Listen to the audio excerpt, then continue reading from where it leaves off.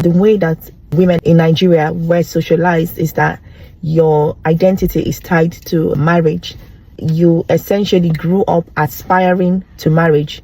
So your aspirational goals for life was marriage. It was like you come out, you go to school, at end point, marriage. We were not socialized to have a middle ground, to have a middle living ground, how you're living like a young adult, going through life, having career. It wasn't, well, I don't know about other places. It's possible that maybe in the Western Nigeria, because I know Western Nigerian ladies did have socializations where there's a middle adulthood ground where you're working as a young woman and all of that. But I know that in the Eastern side, even the school is like you're doing the school for the husband's house. You're round up after youth service, just round up quickly so that you enter into a man's house. So marriage is a big deal to us, right? We really want to make it work. We find our identity because of our society in marriage, which is why a lot of times when the marriage doesn't work out and you come out, wahala, there's a lot of mental adjusting that you have to do, because now this thing that it seemed like this was what they made you to believe that you needed to aspire to,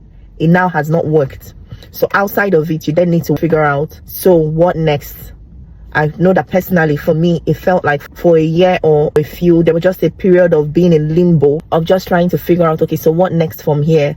And I've had several other experiences, because there was also a time when my children were taken from me earlier this year, and that's something I don't know if I really want to talk about it later at some point. But yeah, my children were taken away from me deceitfully, under deception. The person came, formed like, oh, let me have the children, and then took the children. And so there was a period of me having to do a whole lot of activities, going to the police, going to court for a period of like a week. But in that week, I stayed in limbo of not knowing if my children were going to be back, or if I was now going to be a parent who did not have to live with their children. And I've never been without my children, so it was not something that I was thinking about. So in that moment of not having my children and not knowing what the future would hold, whether I would then be the parents who they come to visit over the weekend and on holidays, I had to also look into my life and be like, so Judy, what is your life about? You're not a wife.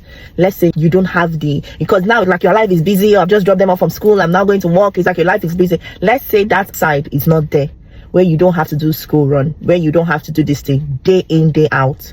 What next? How would you live your life?